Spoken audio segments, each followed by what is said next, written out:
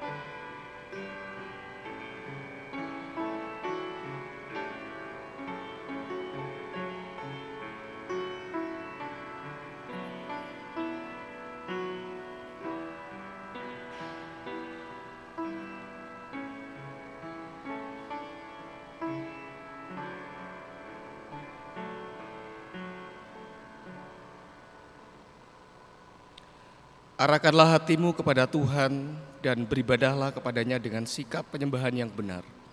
Bahwasanya pertolongan kita adalah dalam nama Tuhan yang menjadikan langit dan bumi dan yang tidak pernah meninggalkan hasil buatan tangannya. Kiranya turun atas kita sekalian kasih karunia dan damai sejahtera dari Allah Bapa, Putra, dan Roh Kudus. Amin. Kita akan bersama-sama memuji Tuhan, kita memberikan penghormatan terbagi bagi Allah kita. KPPK nomor 16, berilah hormat padanya.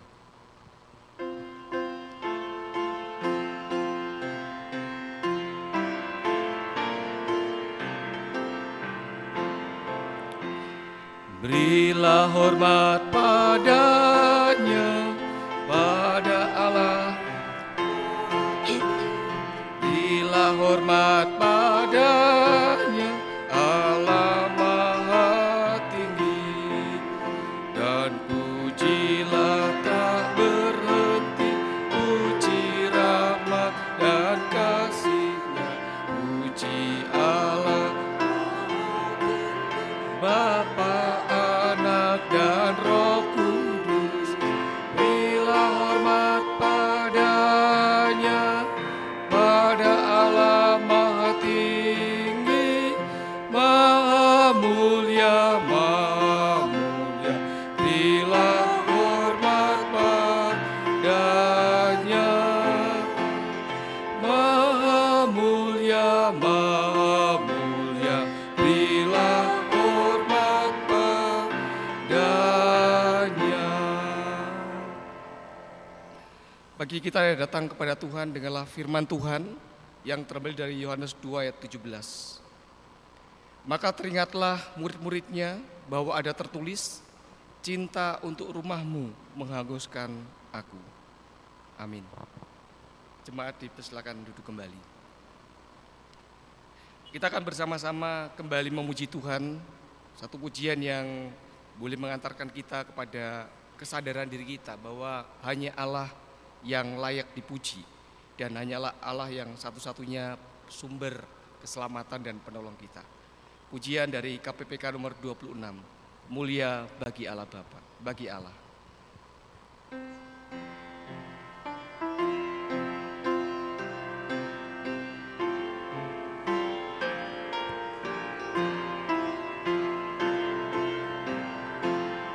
Mulia bagi Allah, kasih-Nya besar, putranya diberikan untuk kaum berdosa. Ya rela disalib bagi manusia, terbukalah pintu selamat bagiku. Pujilah, pujilah, dengarlah sabdanya. Pujilah, pujilah, umat berkiranglah menghadap Allah di antar anaknya.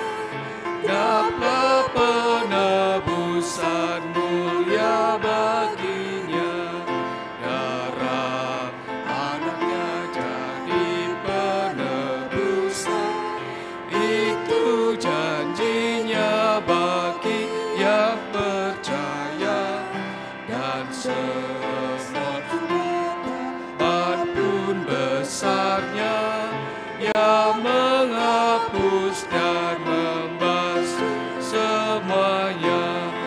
Pujilah, pujilah, dengarlah sabdanya.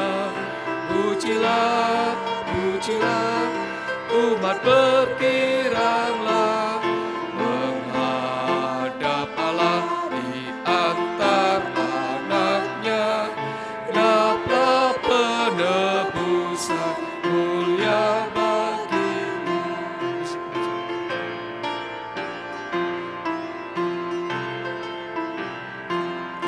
Ia akan mengajarkan kebenarannya, sungguh senang teguh dalam putranya. Amat sukacita tiada bandingnya ketika aku melihat wajahnya. Saudara coba berdiri.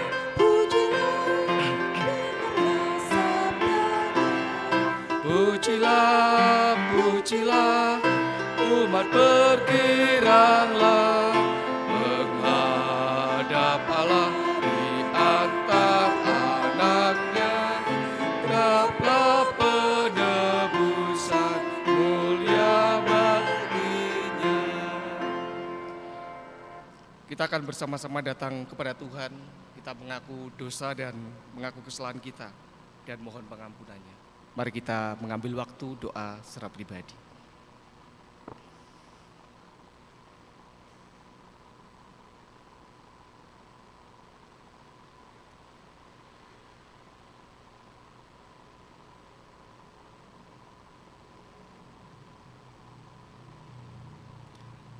Inilah setiap pengakuan kami ya Tuhan.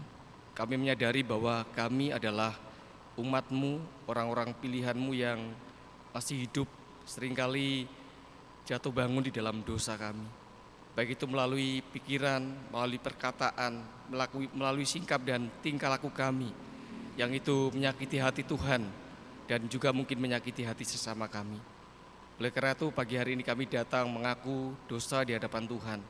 Kami mohon pengampunan-Mu karena kami tahu bahwa hanya basuhan daripada darah-Mu saja, pengampunan yang daripada Engkau, itu yang dapat kembali memulihkan kami, sehingga kami boleh menjadi orang-orang yang boleh dapat kembali menikmati setiap anugerah-Mu dan persekutuan dengan Engkau ya Tuhan.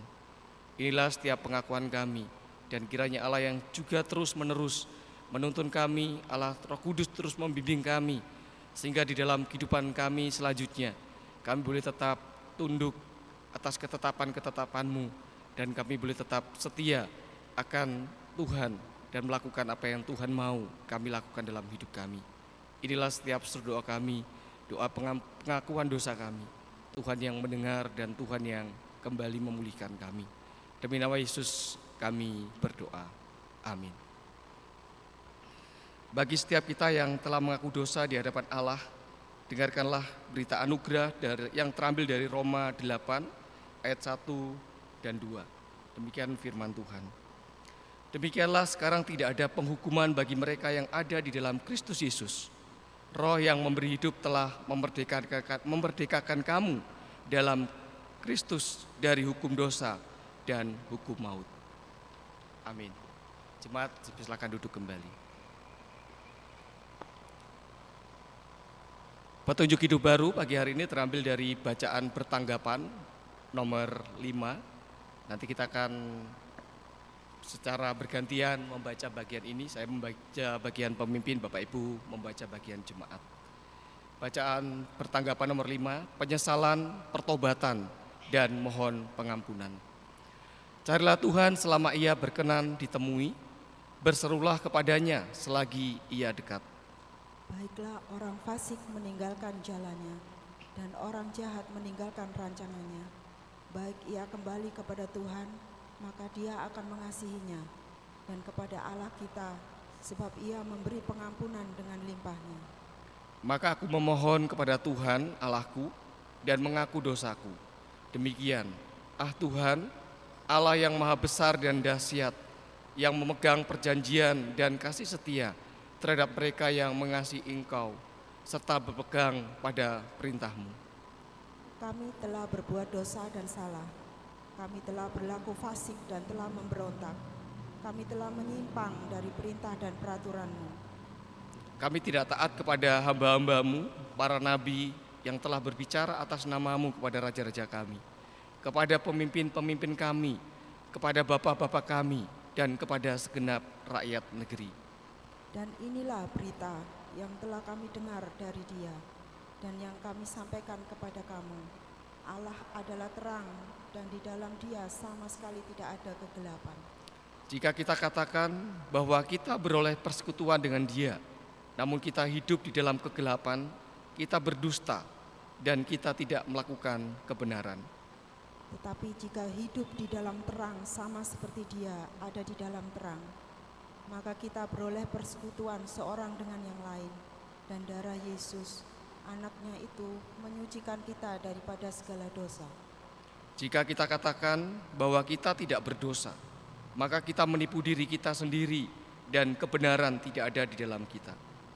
Jika kita mengaku dosa, Ia adalah setia dan adil, sehingga Ia akan mengampuni segala dosa kita dan menyucikan kita dari segala kejahatan.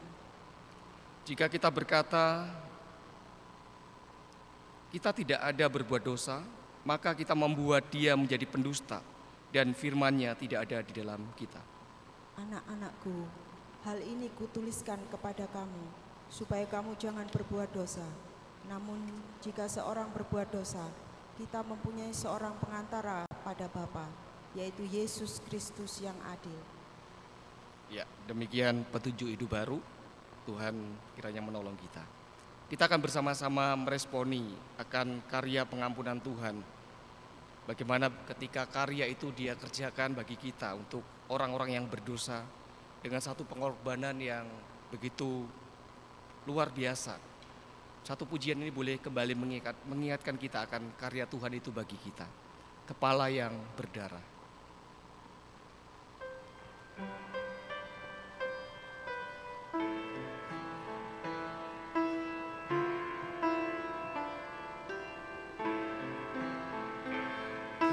Kepala yang berdarah,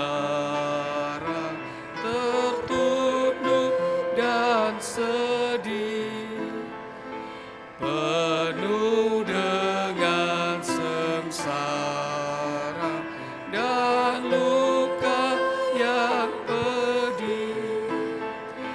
Meski mahkota harkat-Mu, Kau patut ku kagumi, terima hormat-Ku. Oh wajah yang mulia, yang patut disembah dan layak menerima pujian dunia. Sekarang diludah, dihina, dicerca, disiksa, dilukai, yang salah siapakah?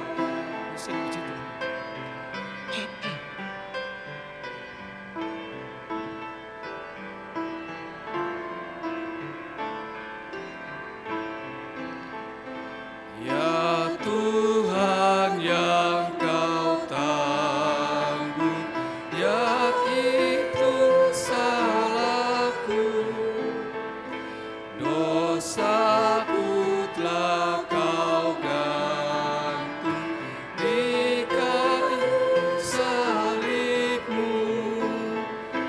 Oh kasihani daku yang harus dicela. Ampunilah hamba-Mu, beri anugerah. Saudara jemaat bangkit berdiri. Seperti gereja di sepanjang abad dan zaman mengakui iman percayanya kepada Allah, kita akan mengakui pengakuan iman kita di dalam pengakuan iman rasuli. Aku percaya kepada Allah, Bapa yang Maha Kuasa, Khalik langit dan bumi, dan kepada Yesus Kristus, Anak yang tunggal Tuhan kita, yang dikandung daripada Roh Kudus, lahir dari anak darah Maria, yang menderita sengsara di bawah pemerintahan Pontius Pilatus, disalibkan, mati dan dikuburkan, turun ke dalam kerajaan maut. Pada hari yang ketiga, bangkit pula dari antara orang mati, naik ke sorga, duduk di sebelah kanan Allah, Bapa yang Maha Kuasa, dan dari sana ia akan datang untuk menghakimi orang yang hidup dan yang mati. Aku percaya kepada Roh Kudus, gereja yang kudus dan am, persekutuan Orang Kudus, pengampunan dosa, kebangkitan tubuh, dan hidup yang kekal. Amin. Doa syafaat akan dipimpin oleh Saudari Graciela. Mari kita berdoa. Tuhan, kami sungguh bersyukur untuk penyertaan Tuhan dalam kehidupan kami. Kami sungguh bersyukur punya Allah yang selalu menyertai dan memimpin kehidupan kami. Hingga pada saat ini ya Tuhan, kami bersyukur Tuhan memberikan kami hati yang rindu untuk datang beribadah, memuji dan memuliakan nama Tuhan bersama dengan saudara-saudara seiman kami. Kami bersyukur ya Tuhan pada kesempatan pagi hari ini, dan kami akan menaikkan pokok doa kami. Kami berdoa untuk jemaat Tuhan yang saat ini di dalam kondisi yang hamil. Tuhan, kami terus berdoa biarlah Tuhan sendiri yang mengaruniakan kesehatan, kekuatan di dalam masa-masa penantian ini ya Tuhan. Biarlah Tuhan juga yang memberikan sukacita, kesehatan yang baik, yang sempurna bagi ibu, bahkan juga bagi bayi yang ada dalam kandungan. Kami percaya menyerahkan sepenuhnya ya Tuhan, untuk Ibu Angel, untuk Ibu Ivana Jean ke dalam pimpinan Tuhan. Biarlah Tuhan yang menolong, Tuhan yang mencukupkan segala yang dibutuhkan, hingga pada saat nantinya akan melahirkan, Tuhan yang memberikan kesehatan dan keselamatan yang sempurna yang daripada Tuhan. Terima kasih ya Tuhan, kami menyerahkan sepenuhnya untuk jemaat Tuhan yang di dalam kondisi ataupun di dalam pergumulan masing-masing. Tuhan, Engkau yang paling mengerti, Tuhan yang paling tahu apa yang menjadi pergumulan setiap jemaat-Mu ya Tuhan. Biarlah Tuhan yang menolong kami, Tuhan yang memampukan kami untuk kami terus berharap dan bersandar kepada Tuhan. Kami hanya mau percaya pada tuntunan dan penyertaan Tuhan, karena kami yakin dan percaya bahwa tidak ada sesuatu pun dalam kehidupan kami yang semuanya ada dalam penyertaan Tuhan, semuanya ada dalam rancangan Tuhan yang terbaik bagi setiap kami. Bahkan dalam setiap pergumulan kami, mampukan kami untuk selalu bersandar pada Tuhan sendiri. Terima kasih ya Tuhan, kami bersyukur.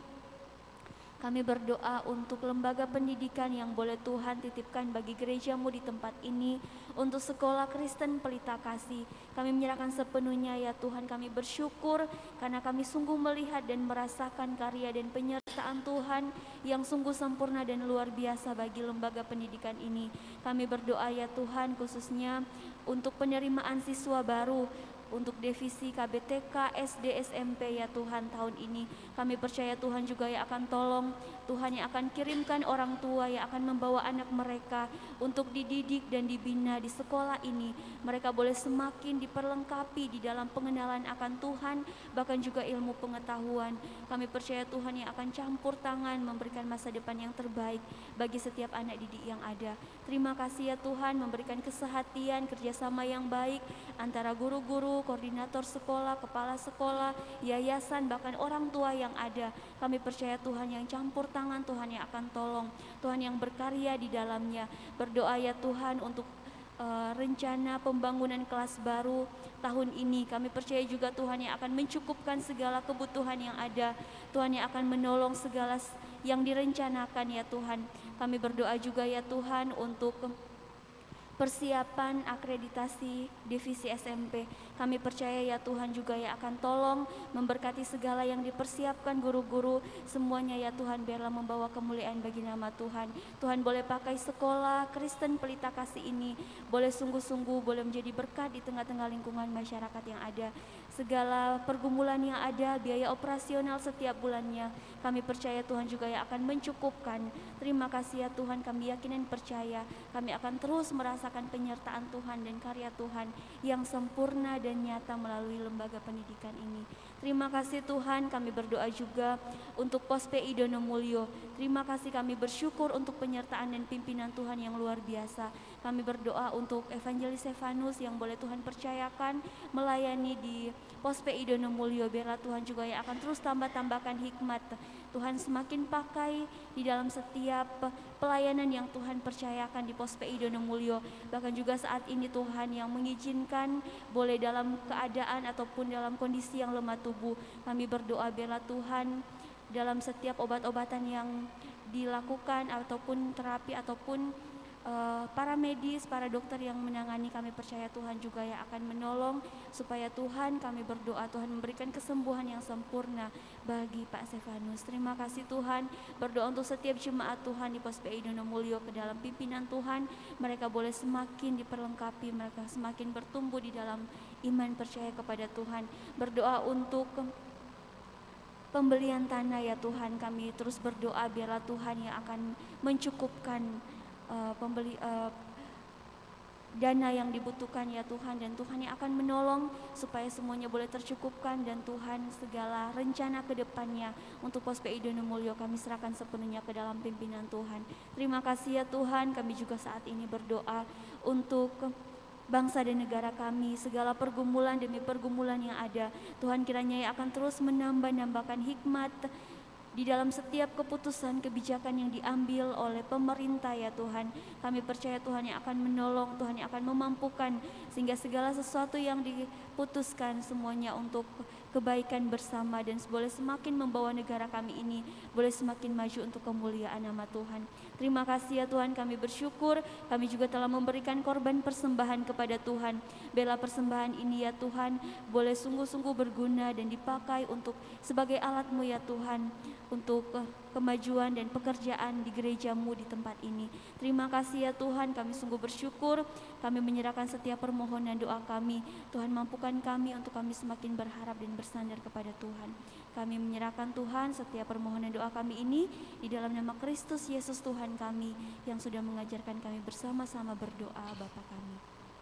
Bapa kami yang di surga, dikuduskanlah nama-Mu. Datanglah kerajaan-Mu, jadilah kehendak-Mu di bumi seperti di surga. Berikanlah kami pada hari ini makanan kami yang secukupnya, dan ampunilah kami akan kesalahan kami, seperti kami juga mengampuni orang yang bersalah kepada kami. Dan janganlah membawa kami ke dalam pencobaan, tapi lepaskanlah kami daripada yang jahat. Karena Engkaulah yang punya kerajaan, dan kuasa, dan kemuliaan, sampai selama-lamanya. Amin. Amin. Jemaat silakan duduk kembali. Kita akan kembali memuji Tuhan. Kita akan pujikan satu pujian dari KPPK nomor 306. Bapa surga, hatiku bersyukur. 309.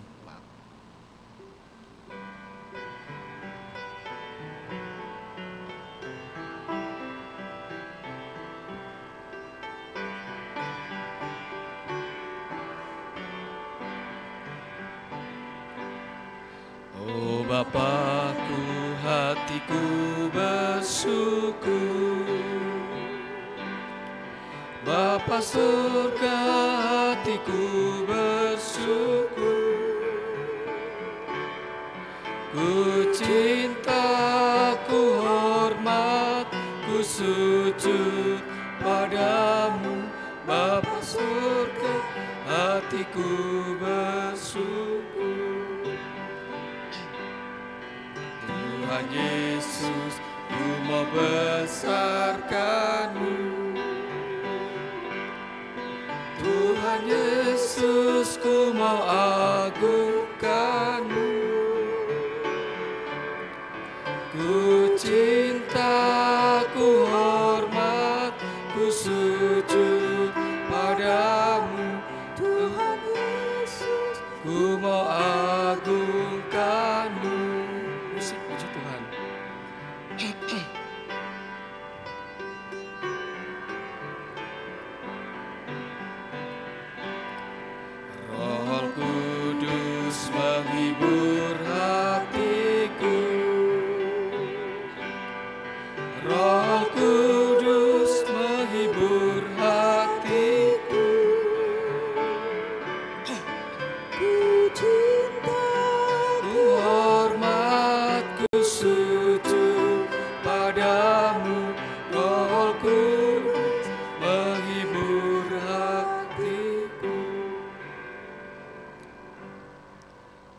Tiba saatnya kita akan bersama-sama mendengarkan firman Tuhan yang akan disampaikan oleh Pendeta Ernawati. Kita akan sambut dengan kita pujikan ujian dari KPPK nomor 144, Firman Hidup, dan pada kali yang ketiga saya undang jemaat bangkit berdiri.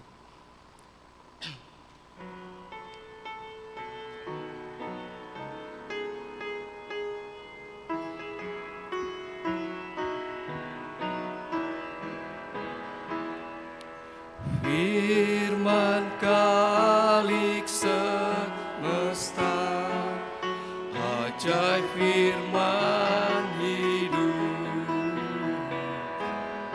yang mengasuh makhluknya, ajaib firman hidup, bimbingannya bagi orang firman indah, firman ajar, firman yang beri hidup, firman indah, firman ajar, firman yang beri hidup. Firman Putra mulia, ajaib firman hidup, menyampaikan kurnia, ajaib firman hidup, oleh darah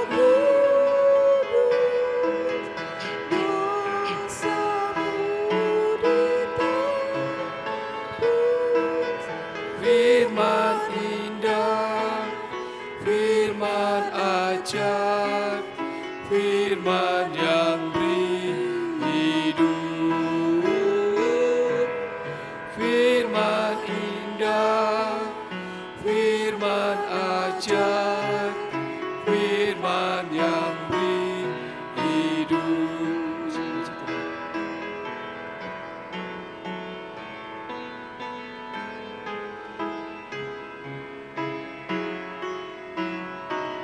Saudara cepat bangkit berdiri. Firman-Ku Injilnya, ajaib firman hidup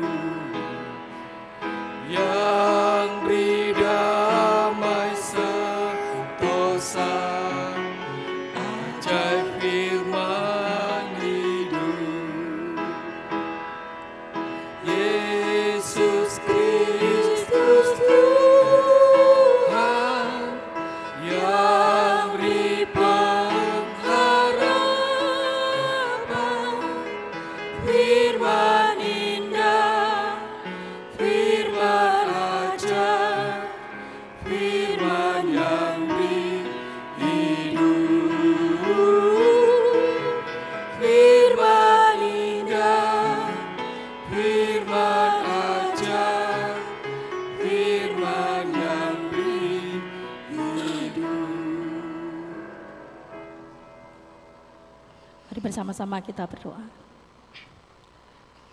Firman-Mu ajaib dan indah di dalam kehidupan kami ya Tuhan. Firman-Mu yang menjadi pedoman dalam setiap langkah-langkah yang kami jalani. Tanpa firman Tuhan, kami adalah orang-orang yang berjalan tanpa arah. Dan kami bersyukur melalui firman-Mu, kami senantiasa diajar untuk kami boleh sesuai dengan kehendak Tuhan. Kami percaya bahwa Tuhan Kau hadir di tengah-tengah kami pada pagi hari ini, dan biarlah firman Tuhan yang sebentar kami akan baca dan kami renungkan, itu menjadi kekuatan, penghiburan, menjadi pedoman dalam kehidupan kami. Dan biarlah Tuhan berikan hikmat bagi setiap kami, sehingga firman Tuhan tidak akan berlalu begitu saja, tetapi dapat kami lakukan dalam hidup kami hari lepas hari. Di dalam nama Yesus kami mau sambut firman-Mu pada pagi hari ini. Amin. Dipersilakan duduk kembali. Selamat pagi Bapak Ibu yang dikasihi Tuhan, Shalom. Puji nama Tuhan, hari ini kita akan kembali bersama-sama merenungkan bagian firman Tuhan yang terambil dari Yohanes pasal yang kedua, Injil Yohanes pasal yang kedua ayat yang ke-13 sampai ayat yang ke-25. Saya akan membacakan bagi kita semuanya. Yohanes pasal yang kedua ayat 13 sampai ayat yang ke-25, demikian bunyi firman Tuhan. Ketika hari raya Paskah orang Yahudi sudah dekat, Yesus berangkat ke Yerusalem. Dalam bait suci didapatinya pedagang-pedagang lembu, kambing, domba, dan merpati, dan penukar-penukar uang duduk di situ. Ia membuat cambuk dari tali, lalu mengusir mereka semua dari bait suci dengan semua kambing, domba, dan lembu mereka. Uang penukar-penukar dihamburkannya ke tanah, dan meja-meja mereka dibalikkannya. Kepada pedagang-pedagang merpati ia berkata, "Ambil semuanya ini dari sini. Jangan kamu membuat rumah Bapakku menjadi tempat berjualan." Maka teringatlah murid-muridnya bahwa ada tertulis, "Cinta untuk rumahmu menghanguskan aku." Orang-orang Yahudi menantang Yesus, katanya, "Tanda apakah dapat engkau tunjukkan kepada kami bahwa engkau berhak bertindak demikian?" Jawab Yesus kepada mereka, "Rombak bait Allah ini dan dalam 3 hari aku akan mendirikannya kembali." Lalu kata orang Yahudi kepadanya, 46 tahun orang mendirikan bait Allah ini dan engkau dapat membangunnya dalam 3 hari? Tetapi yang dimaksudkannya dengan bait Allah ialah tubuhnya sendiri. Kemudian sesudah ia bangkit dari antara orang mati, barulah teringat oleh murid-muridnya bahwa hal itu telah dikatakannya. Dan mereka pun percayalah akan kitab suci dan akan perkataan yang telah diucapkan Yesus. Dan sementara ia di Yerusalem selama hari raya Paskah, banyak orang percaya dalam namanya, karena mereka telah melihat tanda-tanda yang diadakannya. Tetapi Yesus sendiri tidak mempercayakan dirinya kepada mereka, karena ia mengenal mereka semua. Dan karena tidak perlu seorang pun memberi kesaksian kepadanya tentang manusia, sebab ia tahu apa yang ada di dalam hati manusia. Bapak Ibu yang dikasihi Tuhan, hari ini kita mau bersama-sama belajar dari satu tema, marah karena benar. Bapak Ibu, ada dalam satu kota di Florida mempunyai beberapa taman hiburan luas, dan biasanya orang nongkrong di situ. Orang biasanya seringkali bercengkerama, bertemu dengan teman, dengan sahabat, karena itu adalah satu tempat yang menarik bagi mereka yang kadang juga untuk mereka bisa berlibur. Namun suatu hari ada sebuah majalah kesehatan menjuluki bahwa kota Florida sebagai kota yang paling pemarah di Amerika. Kenapa disebutkan sebagai kota yang paling pemarah? Rupanya mereka memberikan julukan ini karena ada berbagai hal yang terjadi di taman itu. Ada orang-orang jahat yang kemudian menyerang orang-orang yang sedang nongkrong di situ. Kemudian juga ada seringkali orang menjadi marah di jalan-jalan yang menyebabkan orang lain menjadi takut. Dan bahkan ternyata ketika di prosentase ada sebagian besar orang yang menderita penyakit darah tinggi karena mereka sering marah, sehingga kota itu disebut sebagai kota yang pemarah. Bapak Ibu, rupanya bicara tentang kemarahan ternyata ini menjadi satu perhatian khusus bagi banyak orang, sehingga sampai ada kota yang dijuluki sebagai kota pemarah bagi mereka. Dan dalam bacaan kita pada pagi hari ini rupanya juga menjadi perhatian khusus bagi kita. Dan ini juga menjadi perhatian khusus bagi para murid pada waktu itu.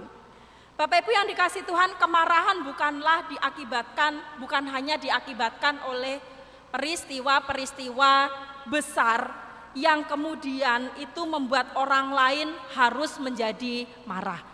Ketika kita kembali dalam bacaan kita pada pagi hari ini ada satu peristiwa di mana kemarahan itu dipicu oleh orang-orang yang melakukan kegiatannya dengan sembarangan, sehingga mengakibatkan Yesus menjadi marah pada waktu itu.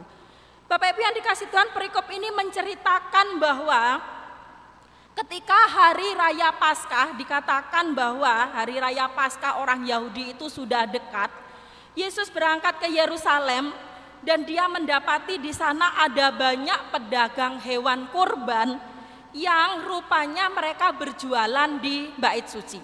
Sebelum Yesus pergi ke Yerusalem, kalau kita lihat di dalam ayat yang ke-12, di sana dikatakan Yesus tinggal di satu tempat namanya Kapernaum. Dari situlah dia berangkat, kemudian dia menuju ke Yerusalem. Sangat terkejut ketika Yesus mendapati ada banyak pedagang-pedagang yang hari itu ada di bait suci. Dan bahkan dikatakan bahwa bukan hanya pedagang kurban, tapi juga ada penukar-penukar uang yang pada waktu itu sedang berjejer-jejer ada melakukan kegiatannya di bait suci. Ayat 13 sampai ayat yang ke-14. Bapak Ibu yang dikasih Tuhan, memang pada umumnya praktek perdagangan itu bisa dilakukan bukan di bait suci tetapi di pelatarannya. Dengan maksud dan tujuan itu untuk menjaga bahwa ada orang-orang kaum Yahudi yang akan datang maupun orang non-Yahudi yang menganut agama Yahudi, yang orang seringkali sebutkan mereka sebagai orang proselit itu. Mereka datang merayakan Paskah di bait Allah. Dan ini rupanya yang paling tepat adalah harusnya mereka melakukan perdagangan itu di area luar daripada bait Allah itu. Bapak Ibu, ada seorang peneliti perilaku budaya dalam bait Allah Yahudi yang bernama Alfred Andersim. Dia menunjukkan bahwa praktek jual beli binatang di pelataran bait Allah adalah hal yang umum dilakukan. Biasanya seperti itu. Karena pada hari raya Paskah ada banyak orang yang akan datang. Dan mereka yang datang dari berbagai tempat tentu tidak membawa kambing dombanya atau hewan korban yang lainnya dari tempat asal mereka. Karena tempatnya terlalu jauh dari Yerusalem. Dan pada waktu itu orang-orang Yahudi yang tersebar, yang disebut sebagai orang-orang yang berdiaspora itu, biasanya mereka datang ke bait suci di Yerusalem dan mereka merayakan Paskah bersama-sama. Dan ketika mereka datang tentu hanya bawa diri saja. Mereka tidak membawa korban kambing domba mereka tidak membawa persembahan-persembahan hasil bumi dan lain sebagainya. Tetapi mereka mengharapkan ada orang-orang di sekitar bait suci yang berjualan sehingga mereka lebih gampang untuk membeli kambing domba untuk korban daripada mereka sendiri. Bapak Ibu yang dikasih Tuhan, ada banyak jenis hewan yang disebutkan di dalam bacaan kita pada pagi hari ini, yang dituliskan oleh Yohanes dengan begitu detail, di mana orang-orang ini rupanya mereka berjual beli. Di sana dikatakan ada kambing domba, ada merpati, yang itu memang adalah hewan-hewan yang diperlukan untuk korban ketika mereka berada di bait suci. Bapak Ibu yang dikasih Tuhan, ketika orang-orang itu melihat bahwa ada banyak orang yang berdagang, sebenarnya mereka senang. Karena apa? Mereka tidak usah repot-repot bawa korban dari jauh-jauh. Sudah disediakan di pelataran itu. Dan juga tempat penukaran uang pun memang dibutuhkan. Mengingat pada waktu itu memang mata uang yang mereka bawa itu tidak sama dengan mata uang Yahudi pada waktu itu. Karena mereka berada di berbagai tempat di negara-negara yang lainnya. Bapak Ibu yang dikasih Tuhan, akibatnya hari itu ada roda perputaran ekonomi bergerak di bait suci. Dan pada waktu itu akhirnya sebenarnya kalau sekilas kita melihat orang-orang yang berjualan ini benar karena membantu orang-orang yang datang menyediakan yang mereka butuhkan. Yang menjadi pertanyaan adalah mengapa Yesus marah hari itu? Dan dikatakan bahwa Yesus sangat marah melihat situasi dan melihat peristiwa yang mereka lihat, yang dilihat bersama dengan para muridnya pada waktu itu. Bapak Ibu, Yesus marah ada dua hal yang mengakibatkan Yesus pada waktu itu naik pitam dengan proses jual beli yang ada di bait suci itu. Yang pertama adalah mereka berjualan di lokasi yang tidak tepat.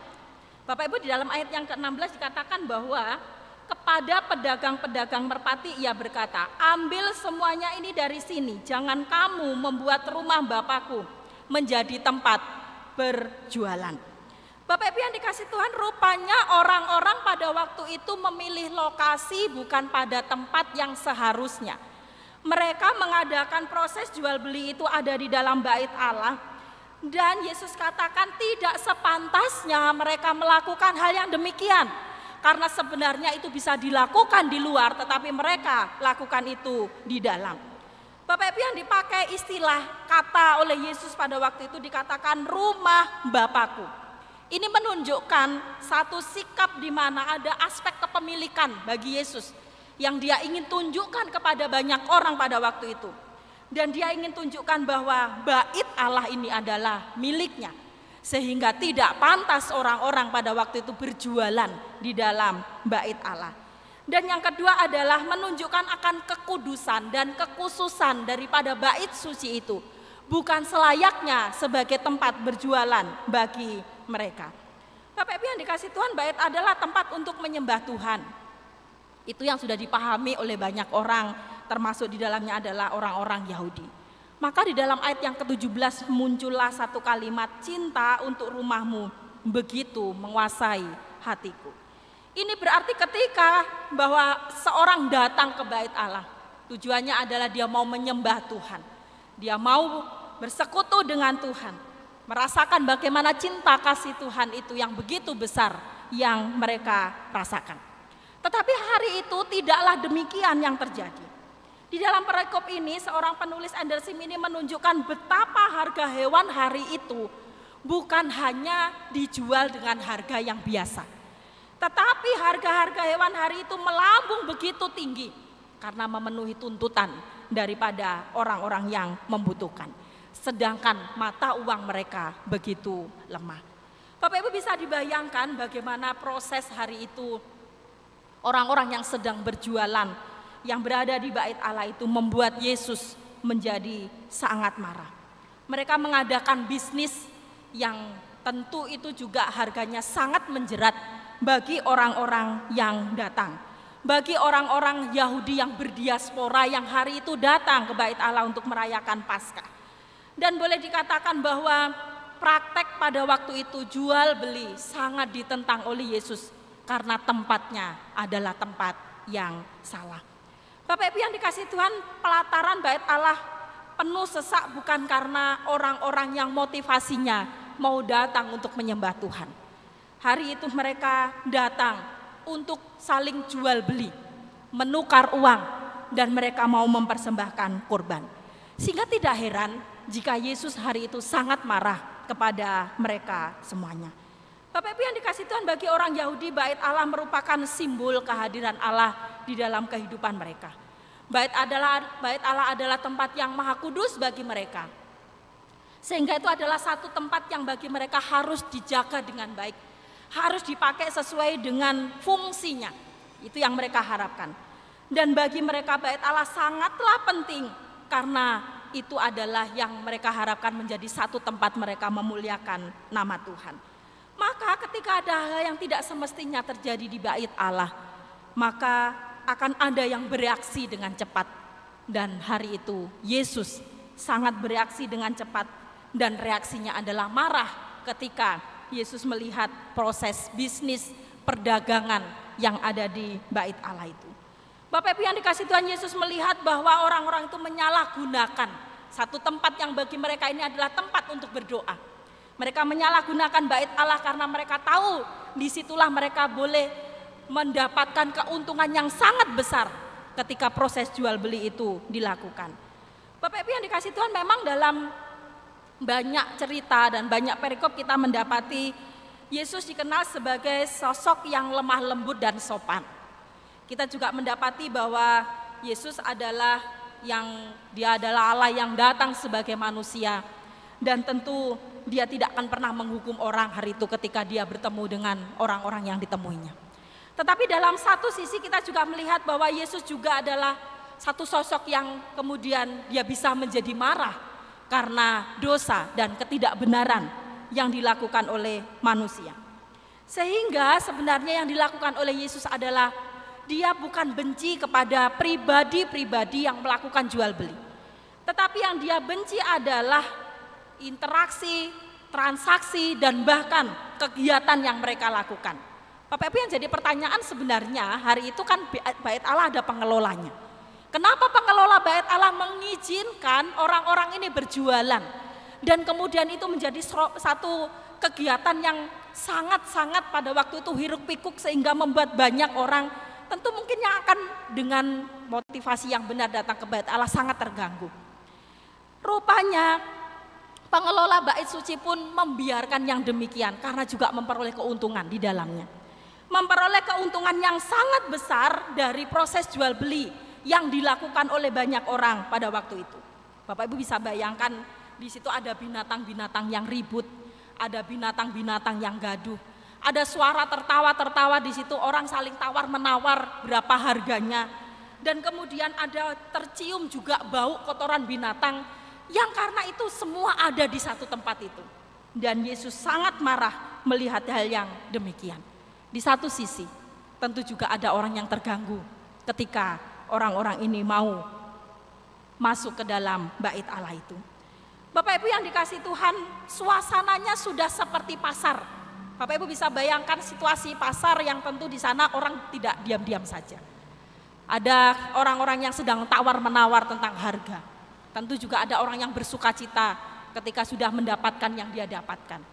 Hiruk pikuk itu membuat suasananya menjadi tidak keenak karena itu adalah suasana yang seharusnya untuk berdoa bagi Allah. Dan Yesus marah ketika melihat hal yang demikian. Bapak Ibu yang dikasih Tuhan, kita melihat bahwa keadaan yang pada waktu itu yang seharusnya menjadi satu situasi di mana orang datang dengan sukacita, mereka datang untuk berdoa dan menyembah Tuhan. Dan keadaan yang terlihat saat itulah rupanya tidak bisa sekedar ditegur dengan kata-kata saja. Tuhan Yesus langsung bertindak membersihkan Bait Suci. Kalau kita bisa melihat bahwa Yesus menjadi marah, dia membuat satu tali yang kemudian itu dipakai untuk menjungkir balikan dan mengusir banyak orang. Dan pada waktu itu yang dilakukan oleh Yesus adalah dijungkir balikannya barang-barang yang ada di Bait Allah itu. Diusirnya para pedagang yang hari itu sedang berjualan. Bapak Ibu, anehnya adalah kemarahan yang luar biasa yang ditunjukkan oleh Yesus. Tidak ada satu orang pun dari pedagang yang protes. Dalam arti tidak ada yang berani menghentikan kemarahan Yesus hari itu. Yang sebenarnya mereka tahu bahwa kegiatan jual beli yang mereka lakukan itu memang bukan pada tempatnya. Bapak Ibu yang dikasih Tuhan, tukar menukar uang dan penjualan binatang korban dilakukan saat itu memang kelihatannya mempermudah akan orang-orang yang datang untuk membeli akan hewan korban itu.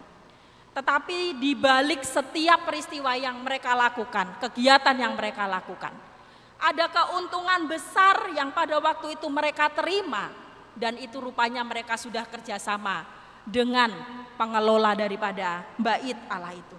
Ada korupsi di sana, ada monopoli di sana, ada proses bisnis yang sangat menguntungkan bagi orang-orang hari itu, yang hari itu menguasai akan Bait Allah. Bapak Ibu yang dikasih Tuhan, tindakan Tuhan Yesus sebenarnya tidak secara khusus menyerang atau menentang para pedagang, melainkan sistem yang hari itu mereka lakukan itu yang sangat ditentang oleh Yesus. Tuhan Yesus secara tegas memproklamirkan dirinya sebagai Mesias hari itu. Sehingga di dalam ayat yang ke-16, ayat yang ke-18, di sana muncullah satu kalimat bahwa dia berhak mendirikan, dikatakan bahwa bongkar Bait Allah itu, dan dalam 3 hari aku akan kembali mendirikannya. Bapak Ibu, hal yang penting yang penting yang kita bisa belajar pada pagi hari ini adalah bahwa sikap yang ditunjukkan oleh Yesus adalah sikap yang benar. Di mana ketika kemarahannya itu dimunculkan, itu bukan untuk menyerang akan pribadi seseorang. Tetapi kemarahannya itu adalah kemarahan yang ditunjukkan karena sistem yang pada waktu itu yang mereka lakukan dan sangat mengganggu akan proses ibadah yang ada di Bait Allah itu. Bapak Ibu yang dikasih Tuhan, Tuhan Yesus menentang akan segala perbuatan, perilaku yang salah. Dan bahkan Tuhan Yesus dengan tangannya sendiri melawan akan perbuatan yang salah itu. Hal inilah yang menjadi teladan bagi kita bersama sebagai orang-orang percaya. Bahwa ketika kita melihat ada hal-hal yang tidak berkenan di hadapan Tuhan, yang tidak sesuai dengan firman-Nya, itu yang harus ditentang. Belajar dari sikap Yesus, bagaimana dia bisa melakukan itu, sebenarnya yang dilakukan dia tidak benci dengan orang-orangnya, tetapi dia benci dengan perbuatan-perbuatan dari orang-orang itu, sehingga itu yang harus diluruskan. Bapak Ibu yang dikasih Tuhan, ketika Yesus mengusir para penukar uang dan pedagang binatang korban di bait Allah itu, sebenarnya dia menunjukkan satu emosi yang dia ingin tunjukkan kepada banyak orang, bahwa emosi yang ditunjukkan itu adalah emosi karena cinta, dikatakan di dalam ayat yang ke-17. Cinta terhadap rumah Tuhan. Kemarahannya saat itu murni dan bisa dibenarkan karena semua dilakukan untuk kemuliaan nama Tuhan, bukan untuk kemuliaan pribadinya. Bapak Ibu yang dikasih Tuhan, alasan inilah Yesus kemudian mengambil tindakan yang sangat cepat, sehingga hari itu dia tidak kompromi dengan orang-orang yang berjualan. Hari itu dia tidak tawar-menawar dulu dengan mereka, bagaimana kalau dipindahkan ke sebelah, dan kemudian bagaimana kalau binatang-binatang itu dipindahkan dan lain sebagainya. Tidak. Yang dilakukan oleh Yesus adalah dia mengusir orang-orang itu, dia menjungkir balikkan penukar-penukar uang, dan hari itu yang ingin dia tunjukkan.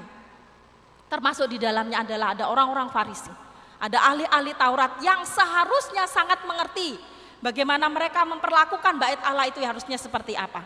Tetapi justru yang mereka lakukan adalah mereka justru menyetujui akan orang-orang yang berjualan itu. Kemarahan Yesus hari itu begitu besar, emosinya begitu meluap-meluap. Tetapi yang dia ingin tunjukkan bahwa emosi yang begitu meluap-meluap itu karena dia ingin supaya mereka, orang-orang yang hari itu berjualan, mereka memperlakukan satu tempat yang khusus bagi orang-orang Yahudi sesuai dengan fungsinya. Dan itu harus digunakan dengan tepat. Bapak Ibu yang dikasih Tuhan, hari ini kita belajar bersama-sama.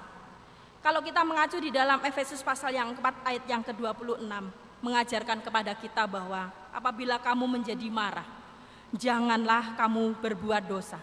Janganlah matahari terbenam sebelum padam amarahmu. Bapak Ibu, Rasul Paulus pernah menegur orang-orang yang ada di Efesus tentang bagaimana mereka harus marah, bagaimana mereka harus menunjukkan satu kemarahan yang benar kepada orang-orang di sekitarnya. Ini bukan perintah untuk menghindari kemarahan, bukan perintah supaya jangan marah, bukan.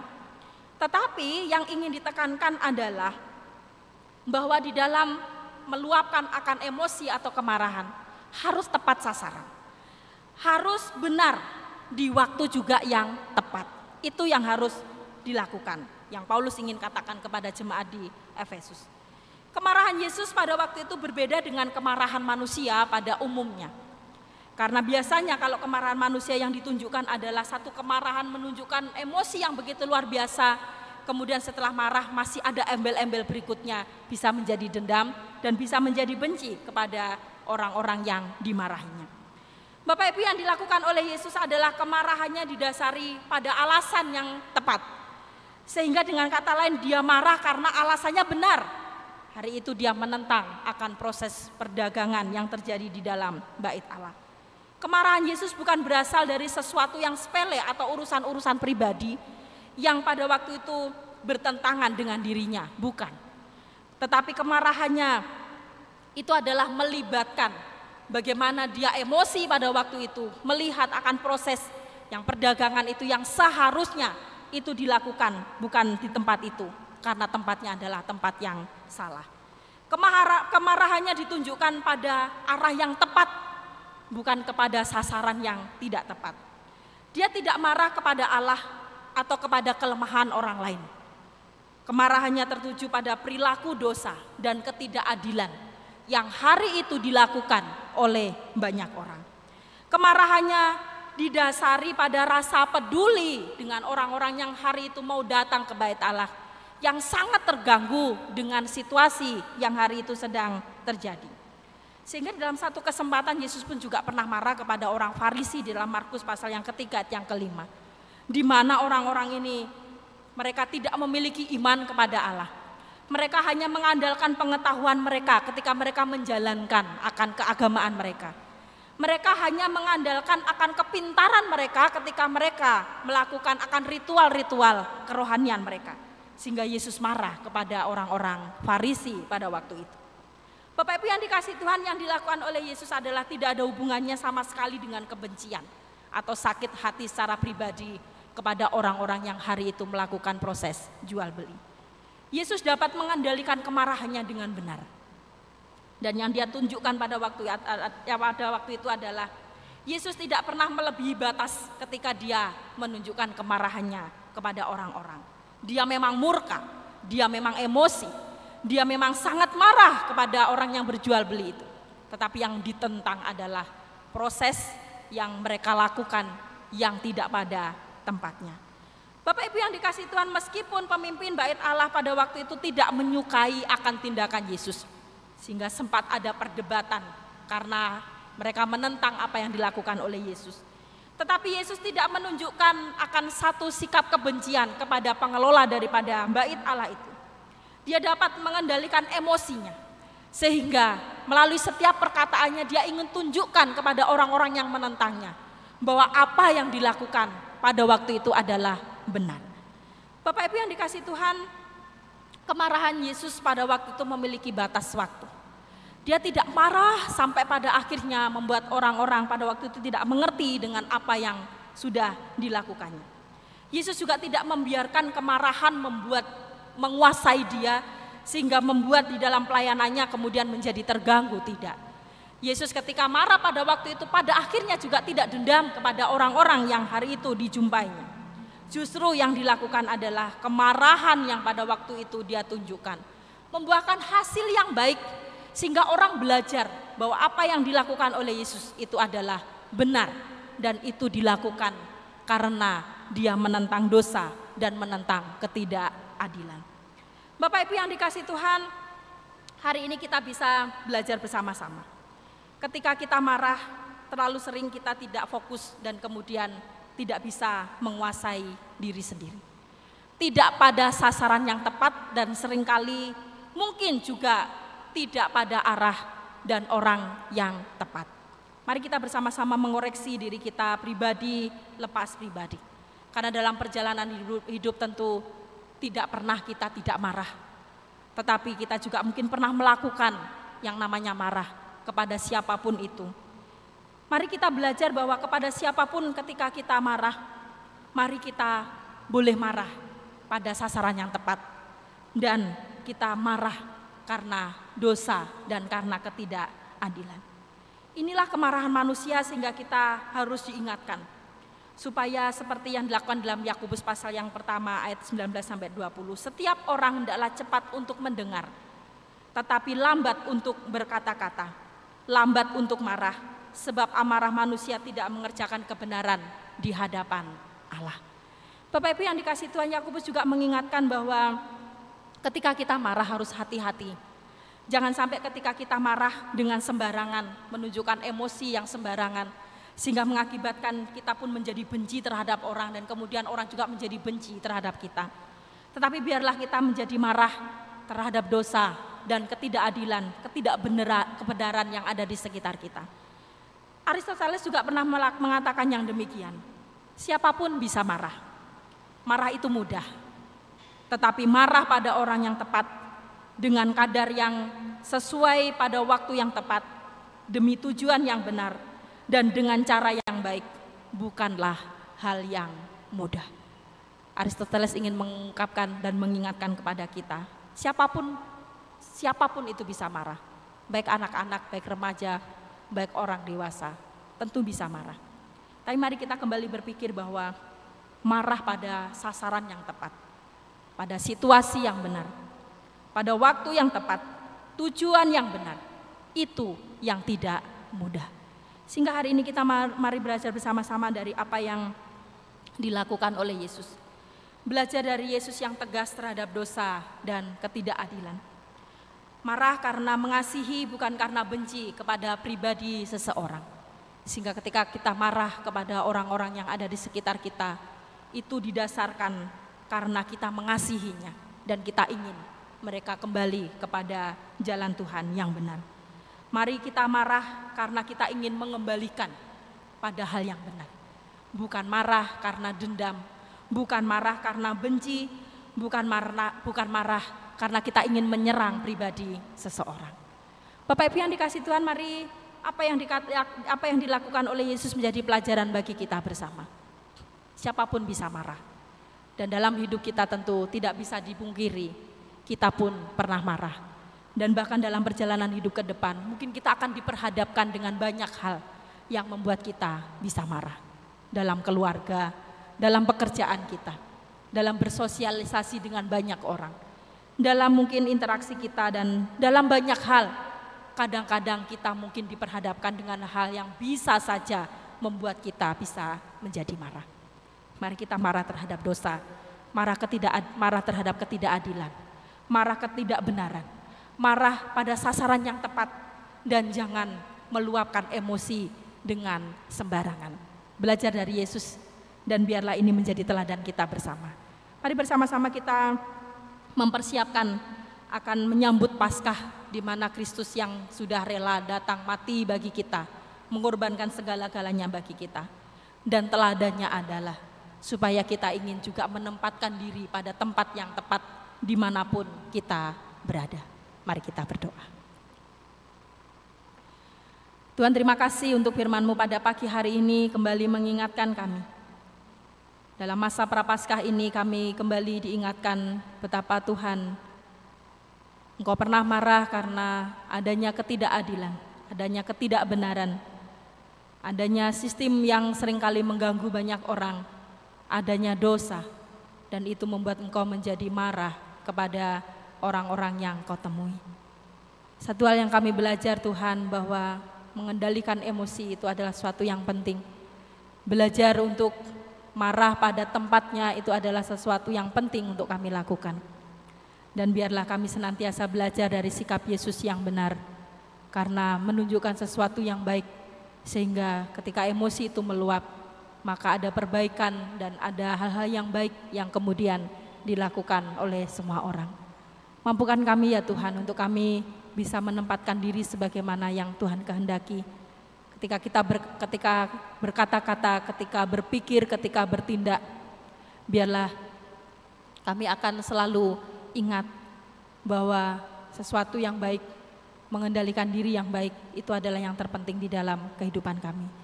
Terima kasih ya Tuhan, ampuni kami jika selama ini kami menjadi marah karena kami ingin menyerang seseorang. Kami menjadi marah karena kami dendam dan kami benci kepada orang lain. Tetapi pagi hari ini kami belajar, kami boleh marah pada sasaran yang tepat, bukan karena kepada orang-orang yang mengalami kelemahan. Terima kasih ya Tuhan untuk firman-Mu meteraikan dalam hati kami, mampukan kami untuk kami bisa melakukannya. Kami tahu ini bukan sesuatu yang mudah, tetapi kuasa Roh Kudus yang akan selalu mengingatkan dan memimpin kami, sehingga kami boleh melakukan hal-hal yang tepat sesuai dengan kehendak-Mu. Di dalam nama Yesus kami mengucap syukur dan berdoa. Amin.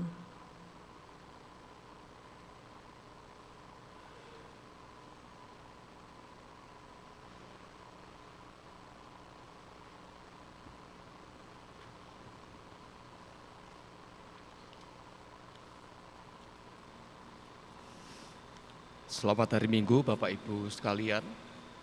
Warta Gereja hari ini Minggu 5 Maret 2023. Firman Tuhan di gereja kita hari ini dilayani oleh Pendeta Erawati. Kami atas nama segenap majelis, rohaniwan dan jemaat mengucapkan terima kasih atas pelayanannya. Tuhan Yesus memberkati. Persekutuan Wanita Deborah Selasa 7 Maret 2023 diadakan Anjang Sana di rumah Ibu Imelda pukul 17.00 dengan tema ibadah yang berkenan kepada Allah. Pembicara Pendeta Erawati, untuk liturgos Ibu Toto. Persekutuan doa online pada hari Kamis 9 Maret 2023 pukul 3 sore dipimpin oleh Evangelis Imam Romli. Ibadah persekutuan remaja Sabtu 11 Maret 2023 diadakan onset pukul 17.00 dengan tema Bila Kebaikan Dibalas Kebencian. Pengkhotbah Saudari Gracela. Untuk kebaktian umum Minggu 12 Maret 2023, kebaktian umum 1 diadakan pukul 7, kebaktian umum 2 pada pukul 9 dengan tema Sadar dan Waspadalah. Pengkhotbah Pendeta Lukas Suwandi. dari GP Kris Malang. Berikut kami sampaikan laporan persembahan pembelian tanah Pos PI Donomulyo per tanggal 3 Maret 2023. Luas tanah 345 meter persegi, harga tanah dan biaya pengurusan sebesar 120 juta, dana terkumpul 72.370.000. Kekurangan dana sampai saat ini sebesar 47.630.000. Selanjutnya latihan paduan suara diadakan setiap hari Minggu setelah kebaktian umum kedua. Petugas pelayanan minggu depan dan laporan persembahan bisa dilihat di warta yang sudah disediakan, dan apabila ada kesalahan dalam laporan Bapak Ibu jemaat dapat menghubungi bendahara majelis agar dapat diperbaiki. Ya, mungkin pada pagi hari ini ada jemaat yang baru pertama kali hadir bergabung ibadah di tempat ini. Ya, hari ini tidak ada ya. Demikian selanjutnya mulai minggu ini setiap minggu pertama akan diadakan kembali tea time setelah KU 1 dan 2. Jadi setelah ini Bapak Ibu dapat sama-sama menikmati tea time yang disediakan di ruang belakang. Demikian warta gereja hari ini. Tuhan Yesus memberkati. Saudara jemaat bangkit berdiri, kita akan bersama-sama mengakhiri ibadah kita pagi hari ini. Kita pujikan ujian doksologi dan nanti doa berkat akan disampaikan Pendeta Erawati.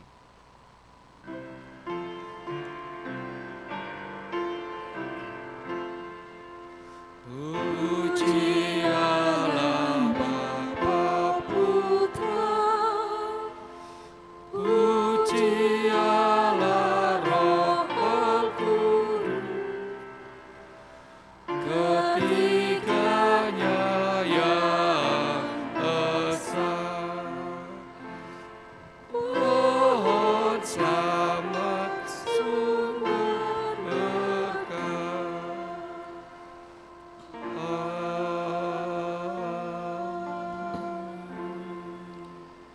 Jemaat yang dikasihi Tuhan, mari arahkan hati dan terimalah berkat Tuhan. Tuhan memberkati engkau dan melindungi engkau. Tuhan menyinari engkau dengan wajah-Nya dan memberi engkau kasih karunia. Tuhan menghadapkan wajah-Nya kepadamu dan memberi engkau damai sejahtera, mulai saat ini dan sampai Maranatha, Kristus datang yang kedua kali. Amin.